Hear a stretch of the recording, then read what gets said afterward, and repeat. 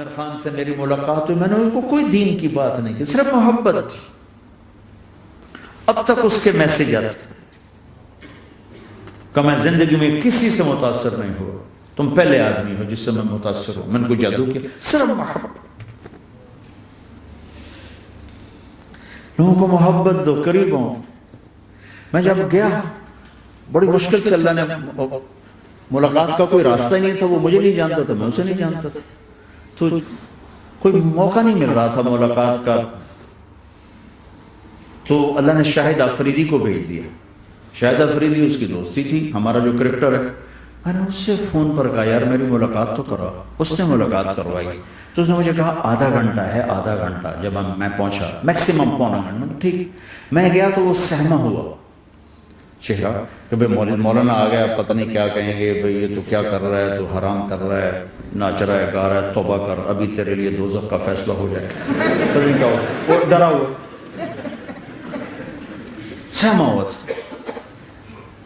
تو میرا ایک دور کالج لائف تھا، میرے اللہ نے مجھے ہدایت دی، اور میں 3 دن کے لیے میں اس دوست کو، اس کی نسلوں کو دعائیں دیتا ہوں جو مجھے زبردستی پکڑ کے لے گیا. نہ میرا تبلیغ سے کوئی تعلق، نہ واسطہ، نہ میں کوئی ان سے متاثر. ایک لڑکا تھا، بنگالی تھا، گشت کرتا تھا، لیکن میں اس سے ذرا متاثر نہیں ہوا. میرا دوست متاثر ہو گیا تھا، تو میں تو ان کے قریب سے نہیں گزرتا تھا. تو وہ اور میں اسکول میں اکٹھے آ رہے تھے، کالج میں اکٹھے آ رہے تھے. تو وہ متاثر ہوا، وہ 3 دن کے لیے جا رہا تھا، تو مجھے بتائے بغیر میرا ہاتھ پکڑ کے لے گیا، مجھے کام ہے چلو میرے ساتھ. اور میں اس کو انکار نہیں کر سکتا تھا، یہ میرا اس کا تعلق. اب بھی اسی طرح بھائیوں جیسا تعلق. میں اس کا احسان نہ، مجھے زبردستی لے گیا. ہمارے پنجابی کی مثال ہے، کبے نو لت لگی، وہ سیدھا ہو گیا. وہ جو ہوتا ہے ہنچ بیک ہوتا ہے نا، اس کو کسی نے لات ماری تو سیدھا ہو گیا. مہربانی بھائی تیری لات سے میں سیدھا ہو گیا. تو مجھے تو وہ کبے والی لت پہ گئی. تو اللہ نے مجھے اس طرف لگا دیا. اور جب میری کالج لائف، میں نے کالج کا بہترین سنگر تھا، اسکول کا بہترین، یہ جنید جمشید کیا ہے، اس زمانے میں یہ سارا کو اٹھایا میں نے سارا کیا ہے. تو اب وہ بیچارہ ایسے بیٹھا ہوا، تو میں نے اس سے بیٹھتے ہی فلموں کی باتیں شروع کر دی. اور تھوڑی دیر بعد میں نے محسوس کیا کہ فرام 60 to 72 جو فلم انڈسٹری کو جتنا میں جانتا تھا اتنا وہ نہیں جانتا تھا.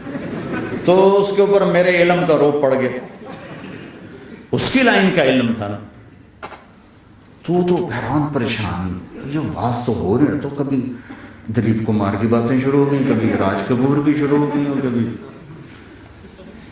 محبوب صاحب شروع ہو گئے، کبھی مدن موہن شروع ہو گئے. وہ آدھا گھنٹہ تو یوں ہی گزر گئے. تو آدھے گھنٹے کے بعد میں نے کہا جی ہمارا تو ٹائم اوور کا نہیں، اٹھیں چلے ادھر چل کے بیٹھتے ہیں. میں کھانے کی ٹیبل پر تو وہاں جا کے بیٹھ گئے. پھر وہیں باتیں شروع ہو گئی. جب اس کا سارا خوف دور ہو اور ریلیکس ہو، اس میں پونے گھنٹے سے 50 منٹ گزر گئے تھے. تو پھر میں نے کہا عامر بھائی آپ حج پہ آئے ہیں، اگر آپ اجازت دیں تو آپ کو اپنے نبی کا حج سنا. کہنے لگے ہاں جی ضرور سنائیے. پھر میں 1.25 گھنٹہ بولتا رہا، اور وہ ایسے کر کے یہاں سے وہ یوں نہیں ہوا، 1.25 گھنٹہ ایسے بیٹھ کے ہلا نہیں اپنی جگہ سے. لوگ محبت کے بھوکے ہیں، تم فتوے دینا شروع کر دیتے. 2 گھنٹے کی ملاقات کے بعد جب ہم نکلے تو نیچے تک چھوڑنے آیا عامر خان.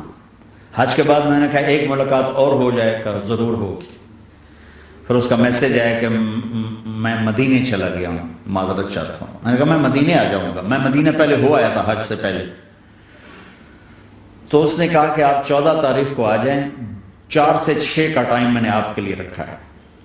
تو میں جنید اور ایک اور ساتھی ہم دوبارہ وہاں چلے گئے. 4 بجے 4:15 ہم اس کے ساتھ ہماری سٹنگ شروع ہوئی. 4:15 سے 10:15 تک 6 گھنٹے مسلسل. اور اس کے ماتھے پہ ذرا نشان نہیں آیا کہ میں بور ہو رہا ہوں. اور اس کے بعد ہم اٹھے، اس کا جی نہیں چاہ رہا تھا کہ ہم اٹھ کے چلے جائیں. محبت. پھر ایک امتحان پڑ گیا. میں اجتماع میں تھا رائمنڈ کے پچھلی سال. اس کا میسج آ گیا میری فلم تلاش آ رہی، اس کی کامیابی کی دعا کرو. اے چنگی بڑی. میں کہا اب کیا کروں؟ جواب دینا بھی ضروری، دعا بھی نہیں ہو سکتی، کیا کروں؟ تو جب وہ میسج آیا تو میرے سامنے کوئی 10-12 علماء بیٹھے تھے. میں نے کہا بھائی یہ میسج ہے، اس کا جواب. کہا جی یہ ہمارا فیلڈ نہیں تمہارا ہے، تو ہی جواب دے. میں سارا دن سوچتا رہا، مجھے کوئی جواب سمجھ میں نہیں آیا کہ جان بھی بچ جائے، جواب بھی چلا جائے. پھر اگلا دن بھی گزر گیا، مجھے کچھ سمجھ میں نہیں آیا. میں عصر کا وضو کر رہا تھا، ایک دم اللہ نے ایک مضمون دل میں ڈالا. تو میں نے فوراً ڈٹ کے اس کو میسج کیا کہ عامر بھائی جو کریٹو ہوتا ہے نا ذہن، یہ اللہ کسی کسی کو دیتا ہے. تخلیقی ذہن یہ اللہ تعالیٰ کسی کسی کو دیتا ہے، ہر ایک کو نہیں دیتا. اور یہ اللہ کی بہت بڑی عطا ہوتی ہے. اور میں نے تمہارا ساتھ جو وقت گزارا اس میں نے دیکھا کہ اللہ نے تمہیں تخلیقی ذہن دیا ہے، تم کریٹر ہو. اور جو لوگ اس ٹائپ کے ہوتے ہیں وہ کامیابی ناکامی کی پرواہ نہیں کرتے، وہ اپنے کام سے کام رکھتے ہیں. آپ کا بھائی تو فوراً اس کا میسج ہے، آپ ٹھیک کہہ رہے ہیں، آپ ٹھیک کہہ رہے ہیں. بات ہو گئی. پہ میں تھا ہانگ کانگ، میں نے وہاں سے اس کو میسج کیا. دیکھو کسی مصروف آدمی کو براہ راست فون نہ کیا کرو، میسج کیا کرو کہ میں آپ کو فون کر سکتا ہوں، چونکہ میں اس کا بہت ستایا ہوا، بہت ستایا. تو میں نے اسے میسج کیا کہ میں طارق جمیل ہانگ کانگ میں آپ کو فون کر سکتا ہوں، میں آپ کو فون کر سکتا ہوں. میں ہمیشہ اسے، اب بھی میرا فون پہ رابطہ ہے، میں پہلے اسے میسج دیتا ہوں میں آپ کو فون کر سکتا ہوں. اگر اس کا جواب نہ ہے پھر میں نہیں کرتا ہوں. کبھی وہ خود کر لیتا ہے، کبھی وہ میسج دے دیتا ہے کہ کال کر لیں. تو تھوڑی دیر بعد اس کا فون آ گیا کیونکہ میں اس وقت دلی میں ہوں، کانفرنس میں تھا. تو میں نے آپ کا میسج دیکھا تھا، میں اٹھ کے باہر آ گیا ہوں، ابھی آپ سے بات کر کے پھر میں جاؤں گا. تو اسے باتیں کرتے کرتے کہنے لگا آپ کی دعا سے میری فلم کامیاب ہوگی. میں کہا یاد میں کوئی نہیں کی تھی.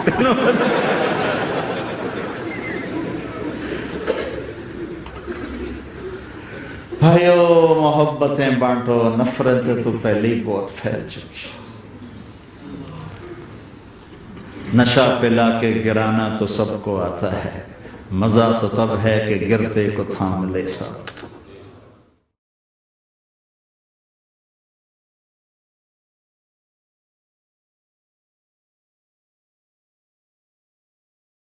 لا إله إلا الله محمد رسول الله عليه صلاة الله وآله والأحبة.